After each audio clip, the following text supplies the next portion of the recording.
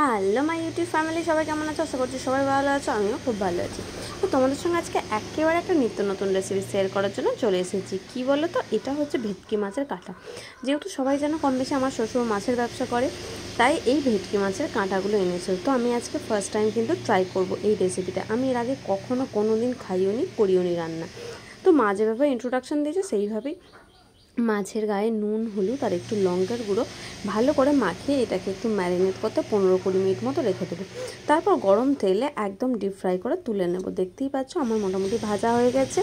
তারপর ওই তেলের মধ্যেই দিয়ে দিয়েছি অল্প পেঁয়াজ কুচি, আর পেঁয়াজের মধ্যে সামান্য একটু দিয়ে দিয়েছি গুঁড়ো লবণ। এবার পেঁয়াজটাকে ভালো করে ভেজে নেবো।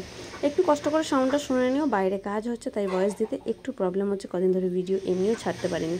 আমি একটু ঝাল ঝাল করবো, তার জন্য লঙ্কাগুলো মধ্যেখান থেকে চিড়ে দিয়েছি আর স্লাইস করে রাখা টমেটোটাও দিয়ে দিয়েছি। এবার এগুলোকে সব কিছু ভালো করে ভেজে নেবো যতক্ষণ না পেঁয়াজ আর টমেটোটা একটু নরম হয়ে আসে।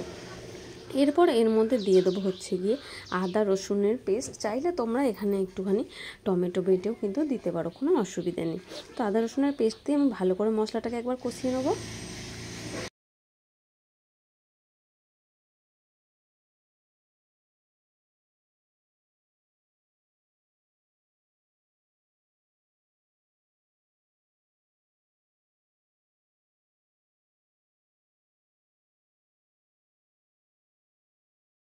নিত্য প্রয়োজনীয় গুঁড়ো মশলাগুলো দিয়ে দিয়েছিলাম।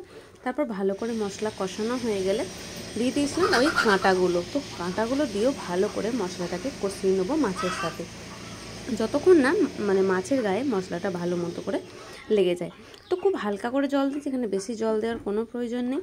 এরপর এটাকে ঢাকা দিয়ে 5-7 মিনিট পর নামিয়ে নিলেই গরম গরম ভাতে সার্ভ করার জন্য আমাদের এই ভেটকি মাছের কাঁটা চচ্চড়ি একেবারে রেডি।